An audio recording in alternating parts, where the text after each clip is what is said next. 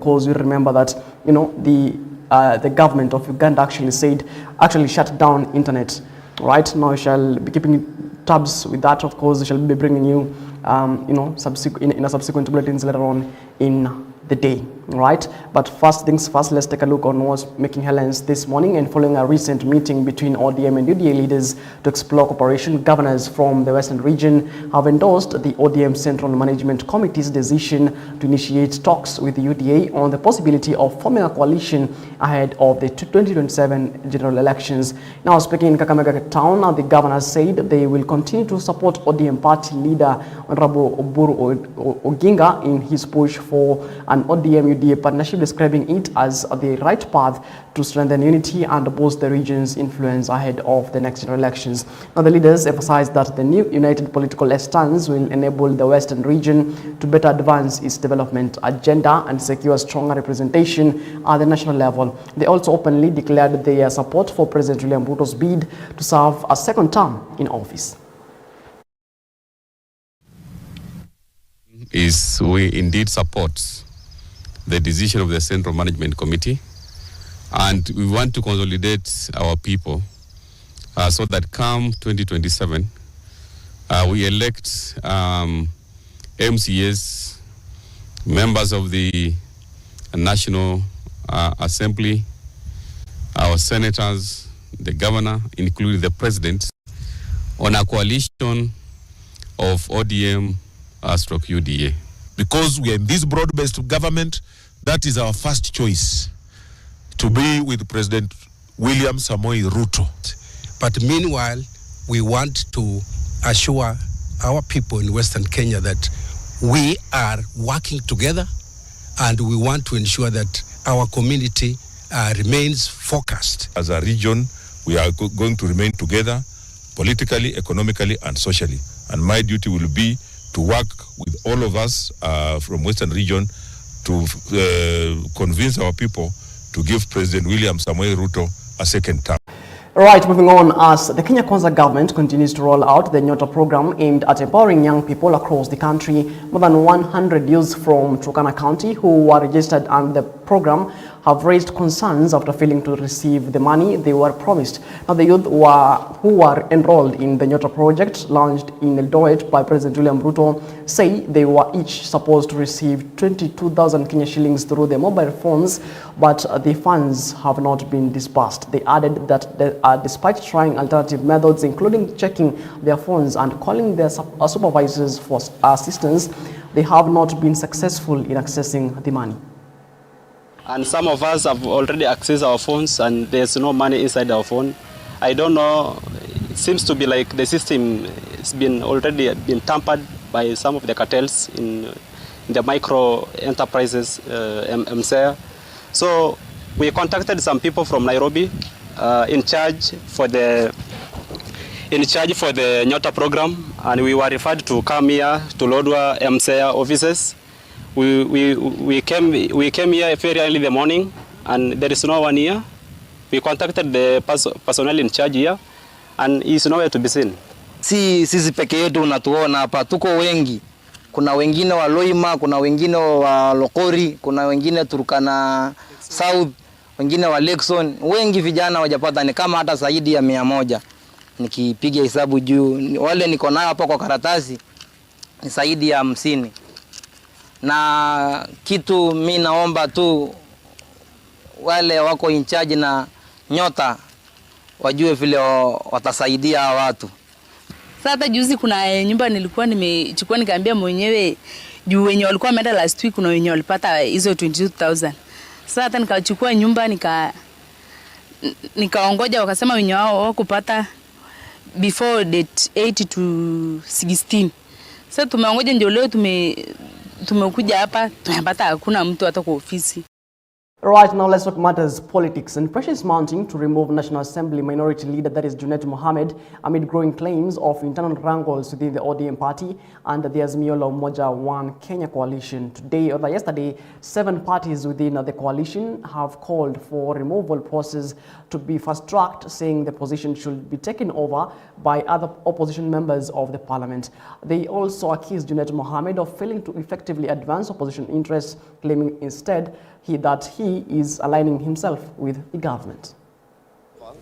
Express our profound concern over the continued, reckless and defamatory utterances by some Azimio la Umoja One Kenya officials, and especially one Honorable Junet Mohammed, which slander the name and legacy of the former President of the Republic of Kenya, His Excellency Uhuru Muigai Kenyatta. We, as Azimio parties, place it on record, without ambiguity, that the former President served this nation with dignity, protecting Kenya's territorial integrity, upholding national cohesion, and shepherding a peaceful transition of power. Any attempt to diminish this record is both dishonest and an affront to the millions of Kenyans who lived through that stewardship. In light of these developments, we as Azimio parties hereby demand the immediate retirement of Honorable Junet Mohammed from all Azimio leadership positions. Right now, let's talk matters healthcare. And the ongoing doctors' strike in Nairobi County is expected to continue for an indefinite period after the doctors vowed not to call off the industrial action until the county addresses their outstanding salaries and allowances. Now, the doctors, who have been on a strike since December 18th, accused the administration of Governor Johnson Sakaja of failing to pay their salaries and benefits, saying the Nairobi County government has continued to ignore the agreements. Now, this comes as clinical officers are also in the middle of a 21-day strike. Any salary, mshahara, we have asked you over and over again. Imagine 2 things which are basic needs for us: insurance, comprehensive insurance cover, and salaries. As we speak now, even the clinical officers are on strike. The other cadres are actually joining tomorrow, telling you that how health is not working in Nairobi. Yani wamengangana lazima iwork, but imekata kabisa. It's not working at all. So all we are saying that wananchi wa Nairobi, mjue hakuna madaktari hospitali. Na ukienda hospitali mwenye anakutibu ni wale wenye mnaitanga madaktari, lakini si madaktari. So please, we kindly request you to seek medical care somewhere else in these other facilities and around the county, because for sure it's going to get worse. Right, well, many schools across the country continue to register large numbers of grade 10 students on the 3rd day of reporting. Several C4 category secondary schools in Machakos County are yet to admit even a single learner, raising concerns about equity and implementation of the competency-based curriculum. Our spot check at Kenya Baptist School showed that only 3 students had reported, despite the school having a capacity to enroll 90 learners. At Kimwe Secondary School, no student was actually reported. Meanwhile, Kasinga Secondary School, which was expecting 150 students, has also registered only 4 learners. Nilikuwa nimeitwa at Ngelani High School Boys Boarding, na kwa sababu mzazi hakuwa na uwezo wa kunipeleka in that school, tukaona tukapendelea tukuja hapa cheni, and tumemaliza kuadmitiwa, and we are excited because mwalimu amekubali. Kitu inachangia sana kwa wanafunzi kuingia grade ya 10 ni ukame. Kuna shida, hakuna pesa ya kupeleka watoto shule, hakuna pesa ya kuwaingiza hiyo shule. Hata mkiangalia kuna drought, Yani mambo ni ngumu bana. Kasinga Senior School, we had a projection of 150 students, 3 streams. The government has placed only 96 students. So we have a deficit of 64. And what we are finding out is the fact that the students who have been placed to join schools which are C4, like Kasinga Senior School, come from very far from where the school is situated. Kasinga Secondary School is a full-day school. My students who have been placed on the portal come all the way from Kajiado, all the way from Kadhiani, Kangundo, Mwala, in the city. And apparently, I talked to a parent on Sunday who was telling me that he's at Malindi. All right, aspirants for various positions in the Kenya Union of Post-Primary Education Teacher, that is KUPPET, Murang'a branch, have protested halting of county elections through a court order demanding that the polls proceeds as scheduled on Saturday, that is January 17th. Addressing members of the press on Tuesday, the teachers said the court order halting the elections has caused frustration and uncertainty among aspirants and voters, warning that the delay undermines their democratic rights and confidence in union leadership. Now, KUPPET Murang'a branch chairperson aspirant Suleiman Salim condemned the suspension, saying the halt aims to deny teachers a critical opportunity to participate in the union democracy.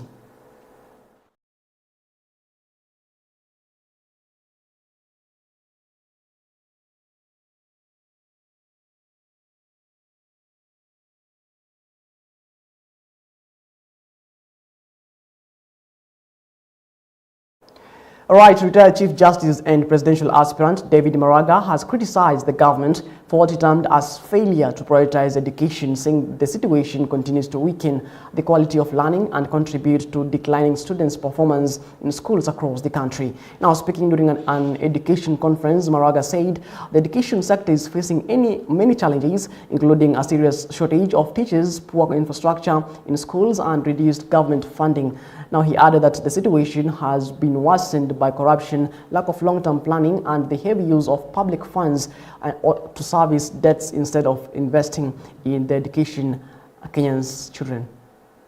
To celebrate excellency, we must reject a system that produces massive failures and only a small elite that survives through the eye of the corruption needle. We have prepared evidence showing an abnormal grading curve that produces D's than C's expected in a healthy system. Education must not only be measured by grades alone, but by learning outcomes. Too many learners move through the system without acquiring critical thinking and life skills. A system obsessed with grades is an escapist and irrational one. The government speaks of digital literacy and Silicon Savannah, while only 48% of public junior schools have basic laboratories and many lack electricity. Right, that story takes us on our first breather here on Morning Live. We're taking a short breather, but when we come back, we're going to tell you what exactly the newspapers are saying. Don't go too far.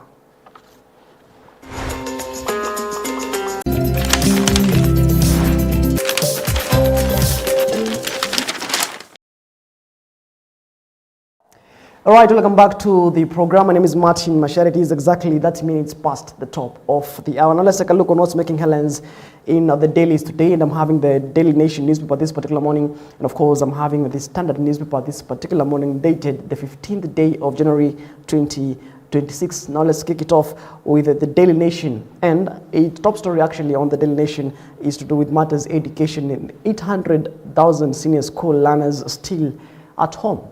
All right, and about 300,000 of the over 1.1 million junior school graduates have reported to their respective senior schools since Monday, that is this week, with the low turnout blamed on several factors, including cash constraints and the last-minute quest to change institutions. All right, and of course, you know, this particular week, actually we've seen, you know, parents lamenting about the high cost of, you know, stationery, that be it books, uniforms, you know, and what about, and of course, you know, now over 300,000 students actually are still, it's actually 800,000 students still remain at home because of, you know, some issues. The Daily Nation says may it be school fees and stationery and, you know, the cost of taking children to school. Now let's take a look at that particular story on page 2 and 3 of the Daily Nation, and concerns as 800,000 grade 10 learners remain at home. Now, even as the Ministry of Education insisted that the annual fee per student is 53,000 Kenya shillings, many households cite economic hardship, while others accuse school managers of demanding more than the official amount. Some parents are also waiting for funding from NGCDF and the county governments, which has not been forthcoming, right? And of course, we remember that this is actually a new curriculum. Parents are new to this particular curriculum. They say they actually don't know the books to buy, all right? And, and according to the Ministry of Education, some 1,701 learners have reported to school by yesterday afternoon, or just over a quarter of the 1.1 million candidates who sat for the 2025 Kenya Junior School Education Assessment, that is KGSEA. Now, of those who have reported boys, that is 151,740, that is actually 50.3%, while girls, 149,961, or 49.7%. Now, most learners have joined C4, or sub-county schools, 41%, followed by C2, that is extra county schools, 25%, and C1, that is the national schools, 18%, and C3 county schools at 15%. Now, in numbers, key amounts and numbers in schools, 22,000 Kenya shillings is actually the amount a parent said he is looking for, despite having spent 15,000 on his son's personal items, right? And you can imagine, how the burden is to the parents. You actually have spent 15,000 to buy uniforms and not about, and actually supposed to pay 22,000, right? Quite unfortunate. And 450 is the number of grade 10 students that have reported at Meru School. The school expects 720 learners in total, and 100,000 is the number actually of students targeted in the Elimu Scholarship Program. And actually 53,000 Kenya shillings is the annual fee for senior school announced by the Ministry of Education. Now, parents say schools are charging far more than this, right? That's a story exclusively on page 2. Now, let's take a look at a similar story, still matters education, and the Nakuru Slum School with no grade 10 learners and only 4 Form 4.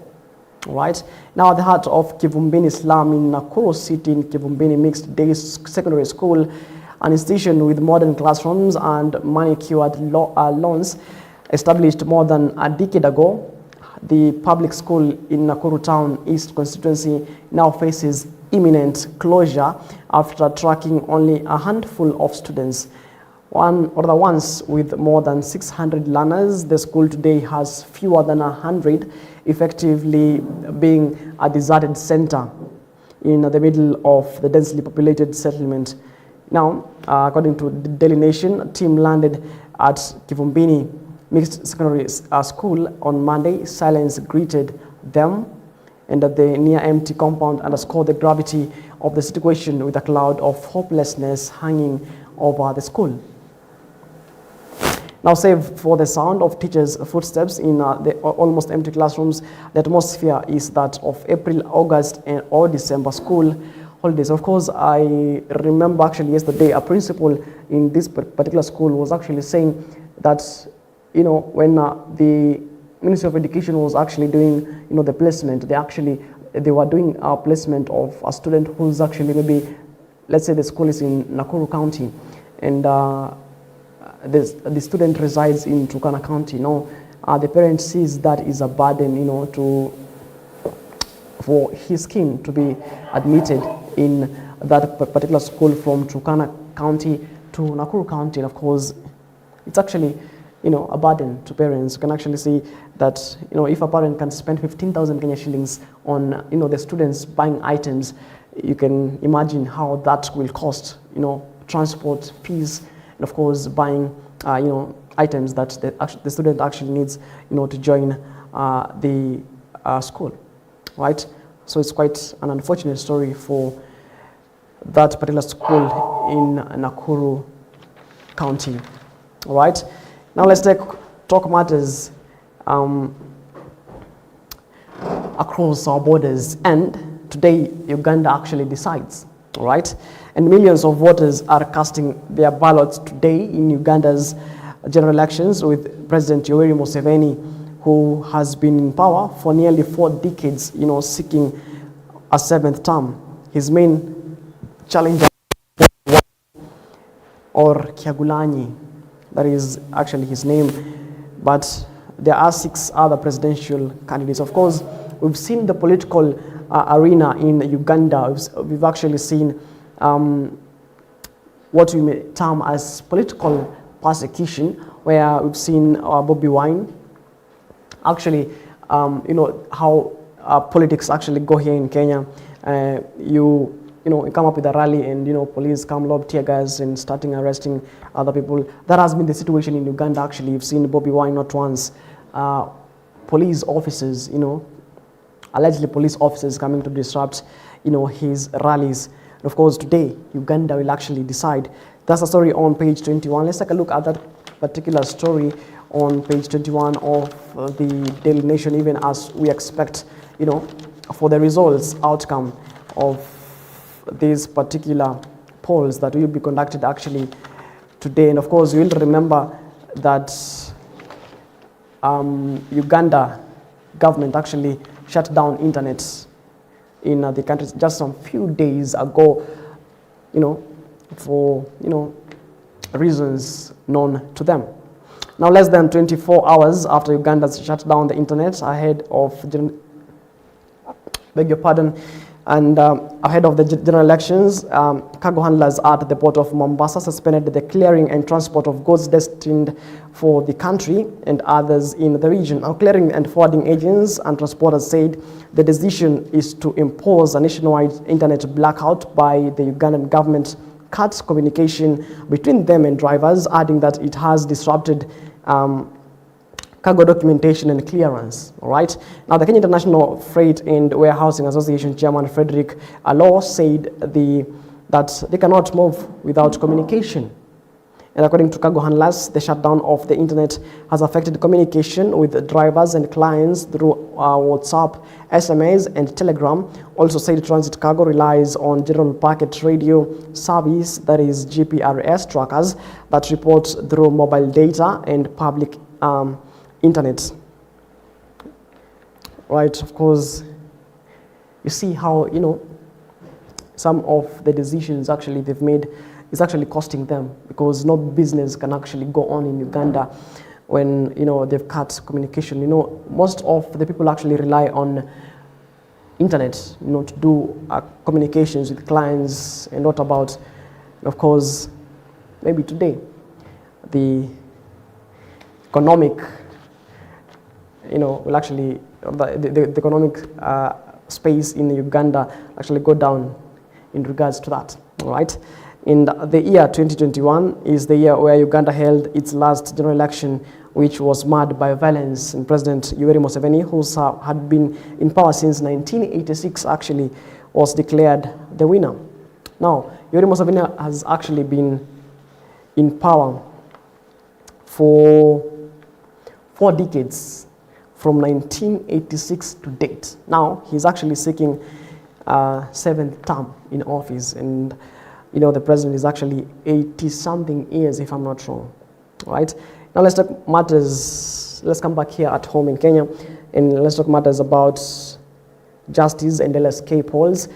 Now, Njonjo factor-shaped law society, that is the headline for that particular story. It has the legal advisor to the president, Jomo Kenyatta, once prosecuted the prisoners by the colonial state. AG Charles Njonjo supported a bar and bench that retained their witnesses and British orientation. That's on page 7 of the Daily Nation. You can actually get that on page 7. Let's talk matters about health and new year hearing gift for dozens of children. And Goeti Simwari, 7-year-old, could only, hear faintly with 1 ear, but a surgery implant has restored her full hearing. She is among 50 children who benefited from the operation. That's a story on page 12 as well in the Daily Nation newspaper. Now let's take a look on what's making headlines on the Standard newspaper this particular morning. And top story on the Standard newspaper says turbulence at KQ. That is on the front page actually of the Standard newspaper, the Kenya Airways. Now, the grounded fleet creeping the national carrier is not misfortune, but brazen looting. Insiders confesses that a ruthless syndicate within Kenya Airways is stripping parts from aircrafts on the tarmac, selling them back to the airline as new in a shameless cycle of theft. Now, as passengers suffer endless flight cancellations and farmers watch their products wilt because they can't export, the board's answer is dubious 60 million Kenya shillings per month lease for old Boeing jets, a deal experts call financial suicide. Now, with over 98 billion Kenya shillings of taxpayers' money already spent on bailouts, Kenyans left asking, is this, the final betrayal or of the pride of Africa? That's a story on page 4. Of course, there are pictures there of Titus Naikoni, CEO from 2003. Also, the CEO from 2017, that is Sebastian Mikos.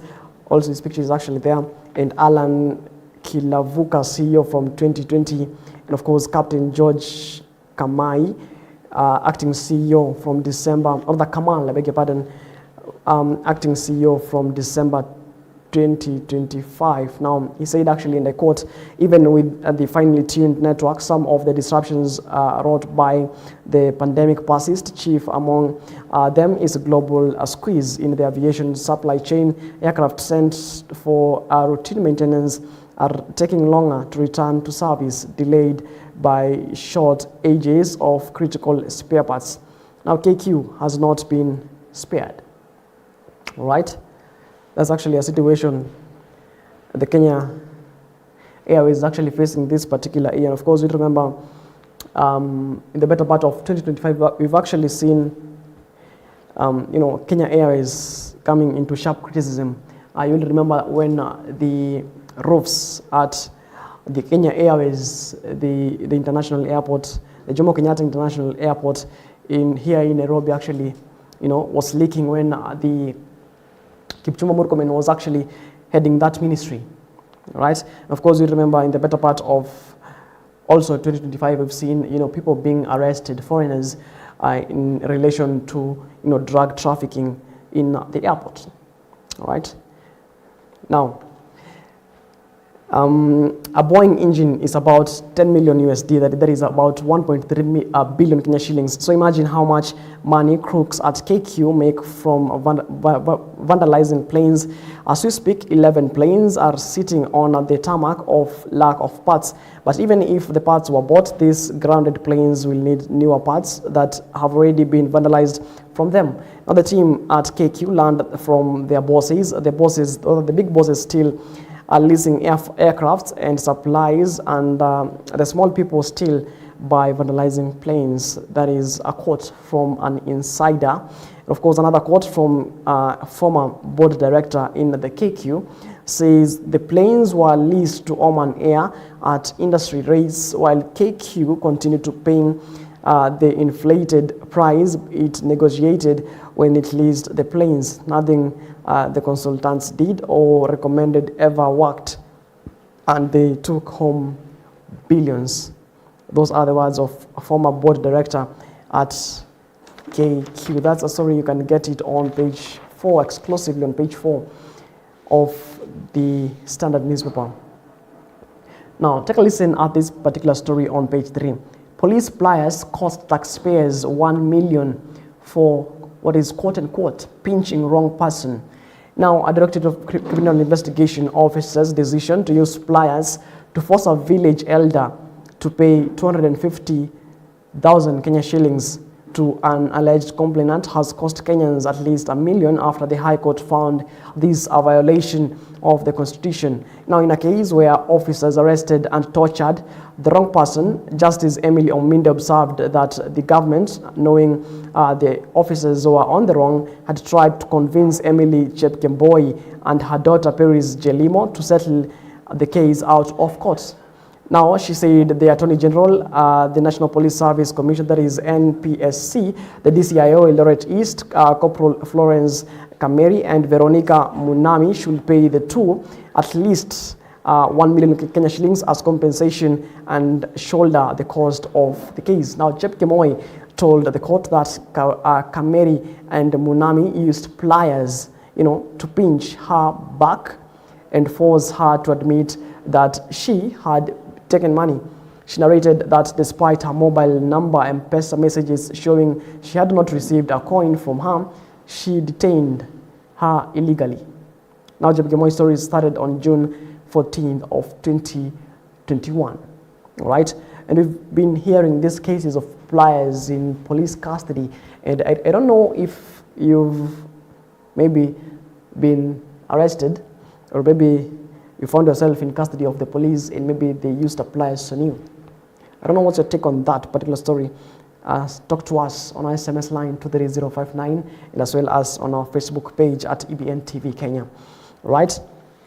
Now, red alert, even as anger crisis looms, as drought tightens grip on counties. Now, hunger crisis is actually looming in the country following the near total failure of the short rains last year, pushing residents in vulnerable counties to the edge. Now, already Kenya Red Cross Society and the International Federation of Red Cross and Red Crescent Societies have reported the 9 counties are in the alert phase, with Mandera in the critical alarm phase. Now, at least Wajir, Garissa, Marsabit, and Tana River among the hardest hit, between 2.1 and 2.5 million people facing hunger.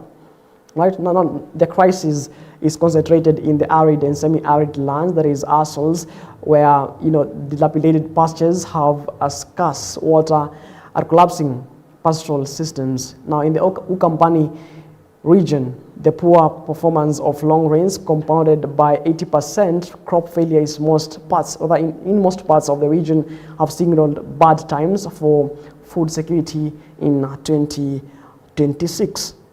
Right, and it's actually evident that the rains have been on and off, especially during the close of 2025, and of course in the better part of 2026, we've actually witnessed some little amount of rain or none.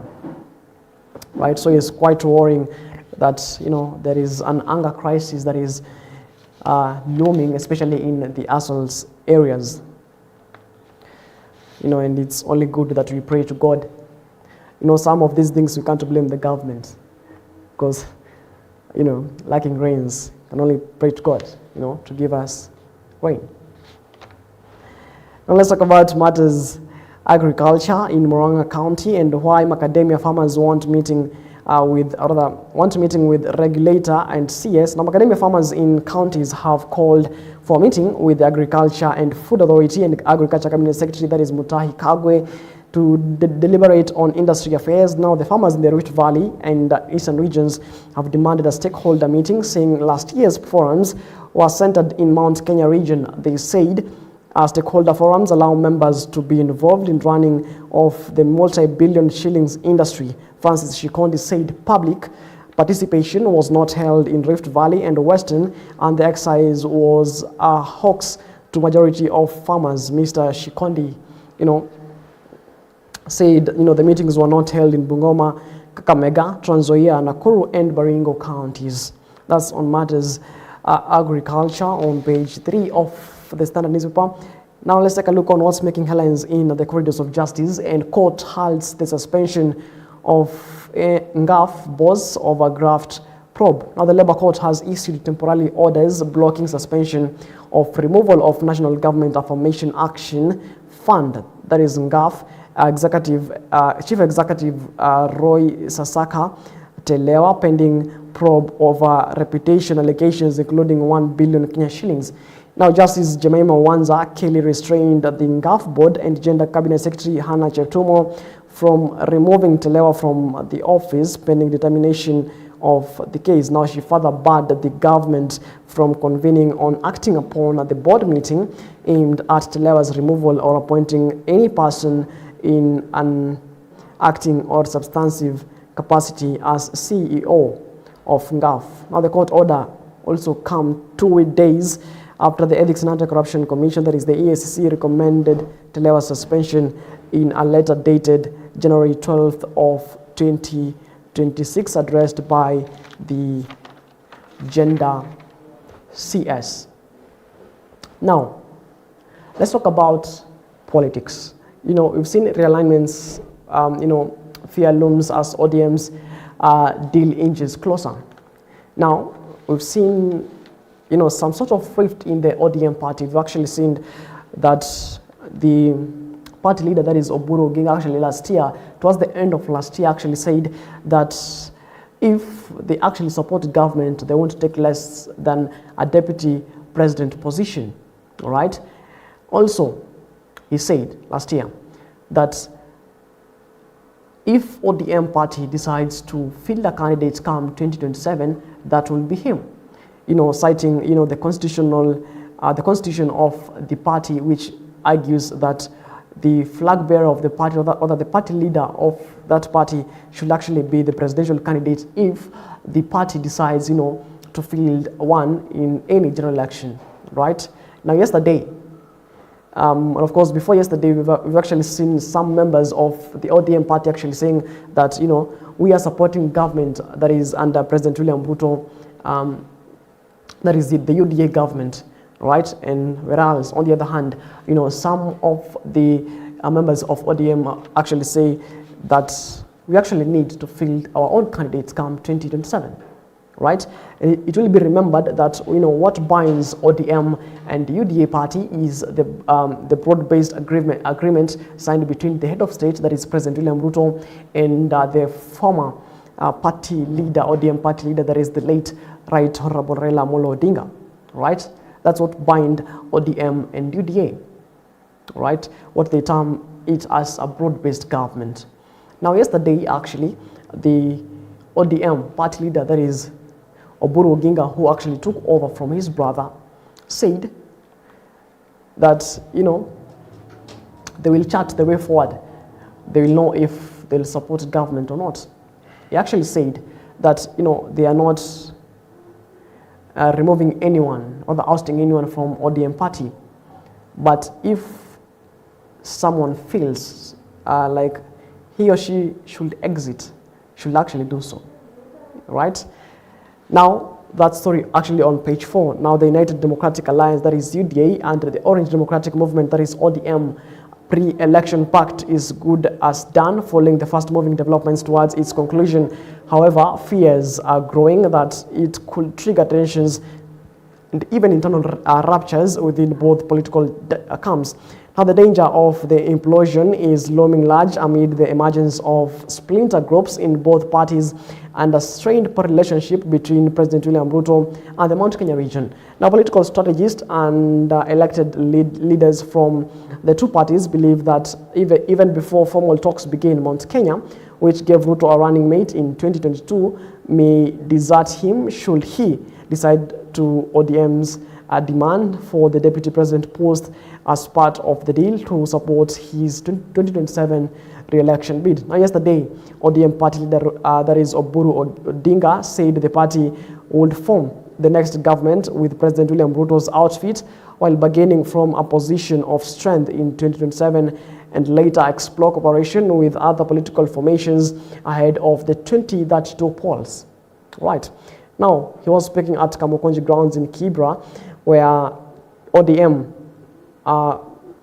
convened what he termed as public consultative forum to seek public endorsement of a resolution by the Central Management Committee to enter into a coalition with UDA. However, ODM SG, that is Secretary General Edwin Sifuna, Vice Chairman Godfrey Otsoti, and Cabinet Secretary Wycliffe Oparanya, all senior party officials from Western Kenya, were suspiciously absent from the highly publicized event where Oburu was also named the ODM's Elders Council. And of course, speaking of Edwin Sifuna, we've seen, Edwin Sifuna publicly issuing public, verbal jabs with Junet Mohammed, also in the same party, right? So it is, a seemingly emerging rift in the ODM party.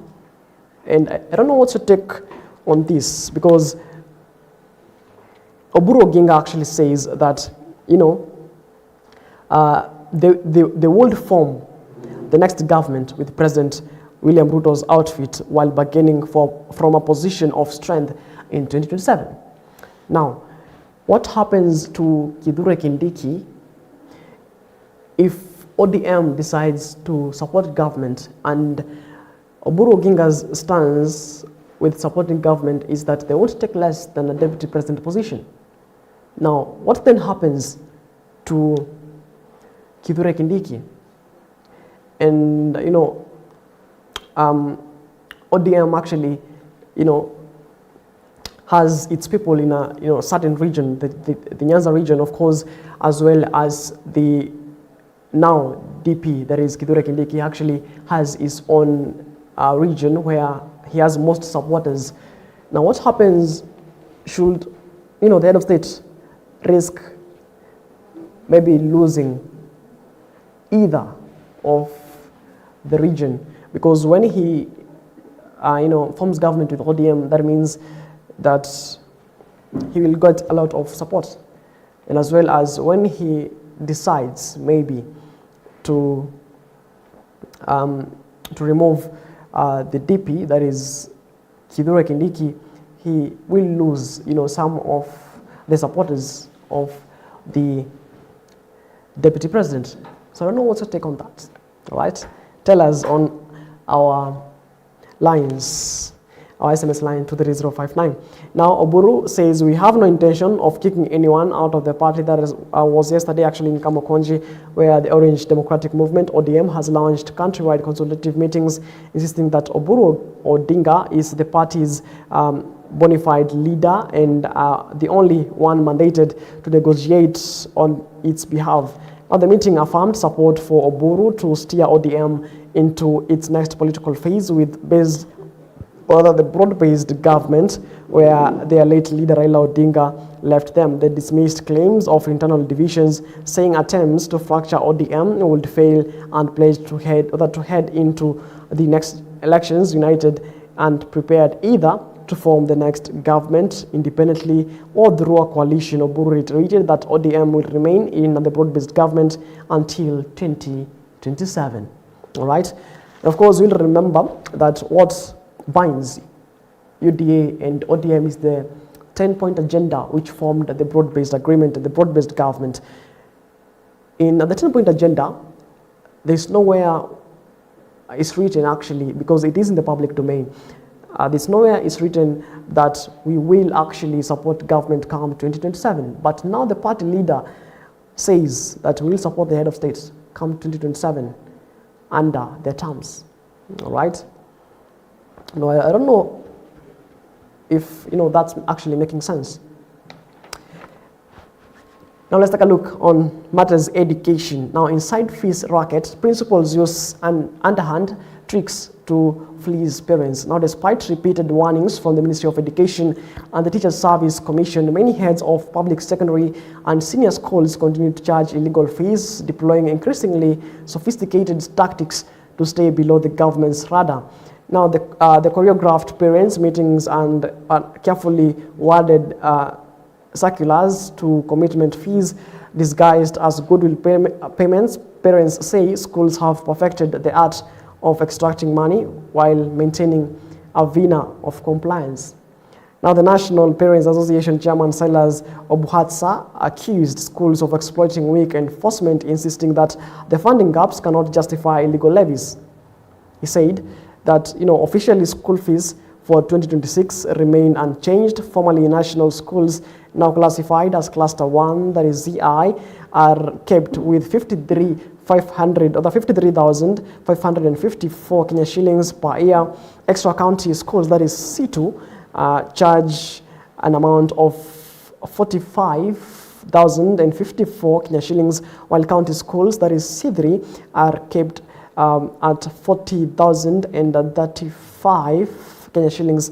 Education Cabinet Secretary, that is Julius Migos Ogamba, has been categorical. No additional levies are allowed.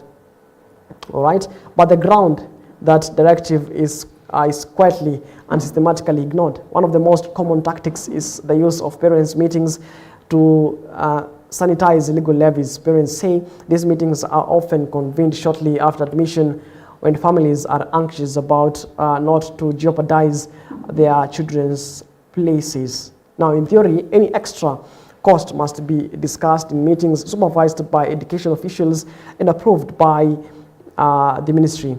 In practice, parents complain that proposals are never transparently tabled and approvals are never sought. Right? This is actually a matter that many parents have actually lamented, being overcharged school fees. And of course, we saw actually in Murang'a, that is in Kiharu constituency, and whose MP is actually in Ndindi Nyoro. Students there are actually paying a 500 Kenya shillings school fees per term. And, that's quite a good move, even as we head to, 2027 general election. It's actually a reprieve for parents because, many parents actually in the rural areas are living, below the poverty line level. And of course, and, the good thing or the best thing you can give a child is education. So, this ministry should actually see through and arrest those principals who are overcharging parents, because the economic situation is one thing, all right? There's no need to, people are actually struggling to put food on their tables. So it's actually unfortunate for some principals to siphon money from parents. Right? Now, approved annual fees, let's take a structure of, how someone is actually supposed to pay their school fees. Now, from cluster 1, that is what they called in the national schools, those who land in the 844, they're actually called the national schools. Now it's named cluster 1, supposed actually to pay a sum of 53,554 Kenya shillings. Now, the extra county schools are now called cluster 2 and are supposed to pay 45,054. All right. Cluster 3, that is were known as county schools, are actually paying 40,035, and no additional levies allowed. Ministry of Education. Now, one may wonder, if cluster 1 national schools are being paid 53,554, if you overcharge this parent, that would mean, the parent will have spent, let's say you overcharge by 10,000, that would be, 63,000.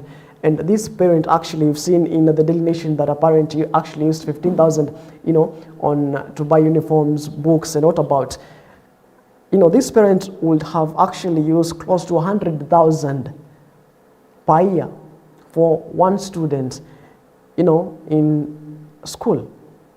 That's quite expensive, given that the government actually give capitation for a certain amount, because the government actually supports students with some amount of money.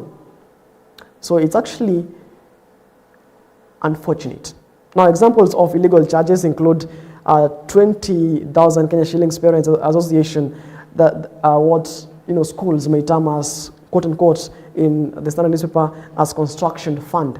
Right, and 4,500 Kenya shillings per term development levy, upfront reporting deposits exceeding approved fees, term fees, and what is the commitment fees scandal.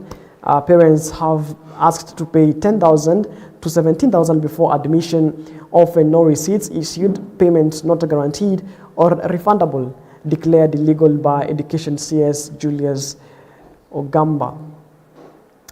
That's quite, a wanting situation right there.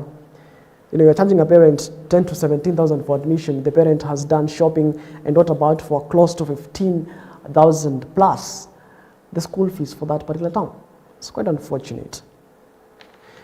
Now let's talk matters about health, and health services strained as medics remains on strike. Now healthcare is in jeopardy as doctors and clinical officers mount separate strikes, disrupting services across the country. Now the Kenya Medical Practitioners, Pharmacists and Dentists Union, that is KMPDU Nairobi branch, has been on strike for 26 days, holding their employer, Nairobi County Government, under Johnson Sakaja responsible for ignored grievances. Meanwhile, the clinical officers have been on strike for 23 days, pointing to the Ministry of Health under CS Aden Duale. Doctors say delayed salaries, stalled promotions, lack of medical insurances, and unpaid gratuities have forced them to down their tools. Now they were speaking at Mbagathi Hospital, where KMPDU Secretary, that is Dr. Malindi Chao, said in the court, we signed a return to work agreement, but out of a long list of issues, only one thing was done. We don't have salaries and we didn't have insurance cover until yesterday. And one may wonder how this government works. It is until, public servants, down their tools is actually, when the governments actually see, the public is actually suffering. Of course, the clinical, we've seen actually each and every year, there are strikes, be it in education sector, health sector, and what about. Now, these services have been halted for at least 26 days, and the clinical officers have been, and of course, the clinical officers have been on strike for 23 days. We are on date 15 of January 2026, 15 days into January 2026. And one may wonder, this strike actually began late December, and it's actually a new year, 2026. And one may wonder where patients in Nairobi County actually go. Because, clinical officers being on strike for 23 days is actually unfortunate. Patients actually who rely on, public hospitals are now forced to go to private hospitals, which are a bit, a bit more expensive than the public hospitals. And most of the private hospitals don't actually accept the National Insurance Fund, that is the Social Health Authority, that is SHA, right? So it's quite a wanting situation in Nairobi County. Of course, the county government should actually see it through and, come in the rescue of patients, at least, Now let's move on to the Coast region, and Shakahola suspect now seeks plea bargain deal. Now Shakahola murder trial has taken a twist after one suspect entered into a plea bargain deal with the Director of Criminal Prosecution, Enos Amanya, as seventh accused person in the murder case, agreed to plea bargain on Wednesday, prompting Justice Diana Muchache to issue orders for Paul Mackenzie. Now, Amanya was charged alongside controversial preacher Paul Mackenzie at 28 others with 191 counts of murder. They had, however, denied the charges yesterday. Justice Mochache said the accused had written several letters to him, to interpreted the letters as longing to be heard. Now the court appointed advocate Kevin Lisanza to represent Amanya to guide him through process. Now the office of the Directorate of Public Prosecution, that is the ODPP, indicated it intends to enter into a plea bargaining agreement with the accused on the basis of a record confession. Of course, we'll remember that this matter in the Shakahola massacre actually claimed lives of many Kenyans, and of course, it was termed as a cultic religion, where believers in that whatever was going on, I don't want to call it religion, but people actually died. They were actually used to say that they are fasting to meet Christ, right?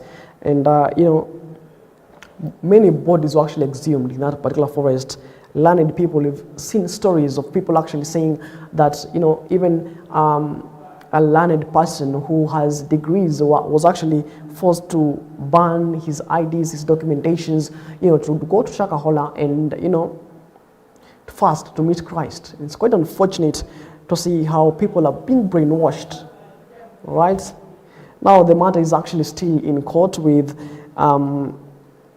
Amanya and alongside controversial preacher that is Paul Mackenzie and 28 others with 191 counts of murder, and those 191 are the bodies that were counted after being exhumed. Now one may wonder, what about maybe there may be others that the government didn't manage to exhume.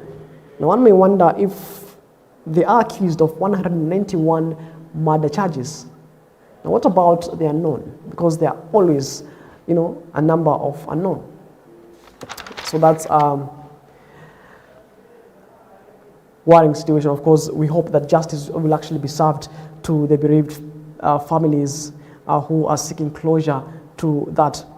Now let's talk about corridors of justice. Now the court declines the Rastafarian pleas over cannabis arrests.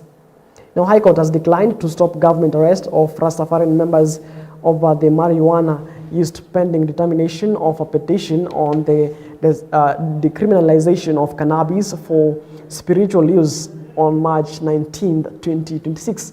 Now Justice Bahati Mwamuya rejected an oral application by the Rastafarian to bar the police from further harassment, house searches and arrest from cannabis, that is bang, and directed them to file a formal application for protection and file evidence of continued victimization by police across the country. And of course, we've seen the Rastafarian actually have gone to court, to demand the legalization of marijuana in the country. And now the court has halted, the Rastafarian wants that, the police to stop their harassment of, searching their homes and what about in their workplaces in search of marijuana, but the court has declined the application. That particular, case is actually scheduled for mention on March 19th of 2026. That is on matters corridors of justice. Now you're up to speed with what's making headlines this particular morning and with what you're waking up to this particular morning as far as news is concerned. My name is Martin Macharia. At that note, I want us to wrap up our program. We've been watching the Morning Live. Of course, many thanks for, of course, entrusting Ecclesia Broadcasting Network to tell you what exactly you're waking up to this morning as far as news is concerned. We'll be keeping tabs with these developing stories, and of course we'll be bringing you in our subsequent bulletins later on in the day at 1 p.m., 4 p.m., 7 p.m. and 9 p.m. And of course it's